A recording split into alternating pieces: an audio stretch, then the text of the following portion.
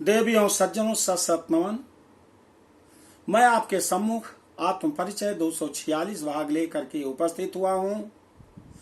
इस परिच्छेद में अतल वितल तथा सुतल लोक का वर्णन किया गया है। आपसे निवेदन है कि मेरे इस वीडियो को आरंभ से लेकर अंत तक जरूर सुनें। सबसे पहले शंख ध्वनि।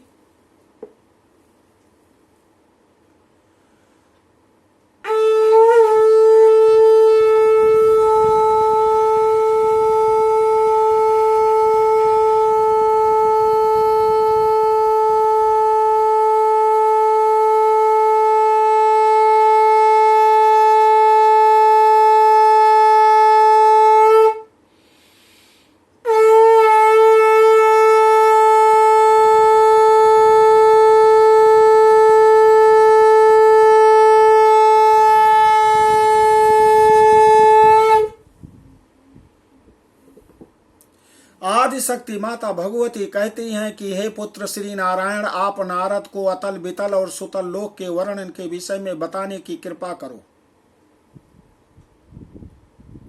यहाँ पर पृथ्वी लोक में महाराज परीक्षित को महर्षि जैमिनी कहते हैं कि हे राजन, अब मैं आपको अतल नाम से विख्यात जो पहले परम सुंदर विवर में मैं दानव का पुत्र बल नामक अति अभिमानी दैत्य रहता है उसके विषय में बता रहा हूं, जिसने सभी प्रकार की कामनाओं की सिद्धि कराने वाली 96 प्रकार की मायाएं रची हैं, जिनमें कुछ मायाओं को मायावी लोग शीघ्र ही धारण कर लेते हैं तथा जिस बलवान दैत्य के बल से जमाई लेते ही तीनों लोकों के लोगों को मोहित कर देने वाली बहुत सी स्त्रियां उत्पन्न हो जाती हैं, वह पुंसचली, स्वैरिणी और कामिनी इन नामों से प्रसिद्ध हैं, जो अपने प्रिय पुरुष को बिल रूप भवन में एकांत में ले जाकर उन्हें प्रयत्न पूर्वक हाटक नामक रस पिलाकर शक्ति संपन्न बना देती हैं। इसके बाद वह स्त्रियां अपने हाव भाव कटाक्ष से प्रेम पूर्वक व्यवहार, मुस्कान, आलिंगन, मधुर वार्तालाप, प्रणय भाव आदि से उन्हें आकर्षित करके उनके साथ रमण करती हैं। उस हाटक रस का पान कर लेने पर मनुष्य स्वयं को पूरी तरह से शक्ति संपन्न बहुत बड़ा मानने लगता है और अपने को 10,000 हाथियों के समान महान बलवान मानता हुआ मैं ईश्वर हूं, मैं सिद्ध हूं, मदांध की भांति ऐसा बढ़ चढ़कर बोलने लगता है। हे नारद, इस प्रकार मैंने अतल लोक की स्थिति का वर्णन कर दिया। अब आप वितल नामक द्वितीय विवर के विषय में सुनिए। भूतल के नीचे वितल नामक विवर में हाटकेश्वर नाम से प्रसिद्ध ये भगवान शिव अपने पार्षद गणों से निरंतर घिरे रहते हैं। देवताओं से सुपूजित भगवान शिव ब्रह्मा की रची हुई गई सृष्टि के विस्तार के लिए भवानी के साथ रमण करते हुए यहाँ विराजमान होते हैं। वहाँ भगवान शंकर और पार्वती के तेज से हाटकी नामक श्रेष्ठ नदी प्रादुर्भूत हुई। वायु से प्रज्वलित अग्निदेव महान ओज पूर्वक उसका जल पीते रहते हैं। उस समय उनके द्वारा निष्ठ्यूत दैत्यों के लिए अत्यंत प्रिय हाटक नामक सुवर्ण बन जाता है। दैत्यों की स्त्रियां आभूषण योग्य उस सुवर्ण को सदा धारण किए रहती हैं। हे मुने, उस वितल के नीचे सुतल नामक विवर है, जो सभी बिलों में श्रेष्ठ है। यहाँ विरोचन के पवित्र कीर्ति वाले बलि नामक पुत्र रहते हैं।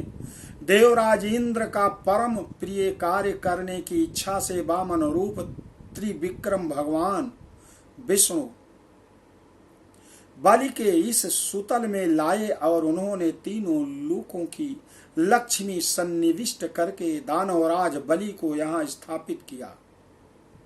इंद्र आदि देवताओं के पास भी जो लक्ष्मी नहीं है, वह उस बलि के पीछे पीछे चलती रहती हैं। बलि उन्हीं देव देवेश्वर श्री हरि की भक्ति पूर्वक आराधना करते हैं वे सुतल के अधिपति के रूप में आज भी वहां निर्भय होकर रहते हैं। बलि के लिए यह सुतल लोक की प्राप्ति अखिल जगत के स्वामी तथा दान पात्र भूत भगवान विष्णु को दिए गए भूमि दान का ही पवित्र फल है, ऐसा महात्मा लोग कहते हैं। किंतु हे नारद, यह समीचीन नहीं है। हे प्रिय, चारों पुरुषार्थों को देने वाले वासुदेव भगवान श्री हरि को दिए गए दान को इसे फल रूप में समझना चाहिए, क्योंकि कोई विवश होकर भी उन देवाधिदेव नामक भगवान का नाम का उच्चारण करके अपने कर्म बंधन रूपी पास को शीघ्र काट देता है। योगी लोग उस क्लेश रूपी बंधन को काटने के लिए अखिल जगत के स्वामी में भक्ति रखते हुए सांख्य योग आदि का साधन करते हैं। हे नारद, इन भगवान ने हम देवताओं पर कोई अनुग्रह नहीं किया, जो कि उन्होंने भोगों का परम मायामय ऐश्वर्य इंद्र को देने के लिए यह प्रयत्न किया था, क्योंकि यह ऐश्वर्य तो सभी कष्टों का मूल कारण है और परमात्मा की स्मृति को मिटाने वाला है। जिस समय समस्त उपायों का सहज ज्ञान रखने वाले साक्षात विष्णु ने कोई अन्य उपाय न देखकर याचना के छल से उस बलि का सर्वस्व छीन लिया और उसके पास केवल शरीर मात्र ही शेष रहने दिया, तब वरुण के पासों में बांधकर पर्वत की गुफा में छोड़ दिए जाने पर उसने कहा था कि जिसके मंत्री बृहस्पति हों वह इंद्र इतने महान मूर्ख हैं, जो कि उन्होंने परम प्रसन्न श्री हरि से सांसारिक संपत्ति की याचना की। त्रिलोकी का यह ऐश्वर्य भला कितना नगण्य है। जो भगवान के आशीर्वाद का वैभव छोड़कर लोक संपत्ति की कामना करता है, उसे मूर्ख ही कह सकते हैं। संपूर्ण लोक का उपकार करने वाले तथा भगवत प्रिय मेरे पितामह श्रीमान प्रहलाद ने उन प्रभु से दास्य भाव की याचना की थी। उनके प्राकर्मी पिता हिरण्याकशिप के मृत्यु के पश्चात भगवान विष्णु के द्वारा दी जाने वाली अतुलनीय पितृ संपदा को ग्रहण करने की थोड़ी भी इच्छा उन भगवत प्रिय प्रहलाद ने नहीं की थी। अतुलनीय महानुभाव भगवान तथा संपूर्ण लोकों के उपकार की बुद्धि के लिए उन प्रहलाद का प्रभाव मुझ जैसा दोषों का आगार पुरुष भला कैसे जान सकता है। इस प्रकार के विचारों वाले परम पूज्य दानव राज बलि थे, जिनके द्वारपाल के रूप में स्वयं श्री हरि सुतल लोक में विराजमान रहते हैं। एक समय की बात है, जगत को रुलाने वाले रावण दिग्विजय के उद्देश्य से सुतल लोक में प्रवेश किया था। इतने में भक्तों पर कृपा करने वाले उन श्री हरि के पैर के अंगूठे के ठोकर से वह 10,000 योजन दूर जा गिरा था। इस प्रकार प्रभाव वाले उन सभी सुखों का भोग करने वाले बलि देवाधिदेव श्री हरि की कृपा से सुतल लोक में राजा के रूप में प्रतिष्ठित होकर विराजमान हैं, जो अमर हैं। तो इस प्रकार मैंने हे राजन आपको इन तो तीनों लोकों के विषय में बताया।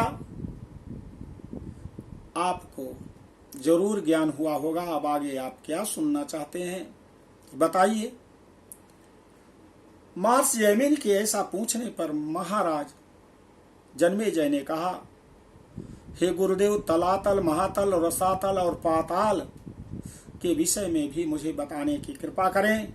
कहा, इसका वर्णन आगे के परिच्छेद में मैं करूंगा। आपसे निवेदन है देवियों और सज्जनों, मेरे इस वीडियो को शुरू से अंत तक देखें और हर प्रकार से लोगों तक पहुंचाने की कृपा करें और इसे लाइक जरूर करें। बोलो आदि शक्ति माता भगवती की जय।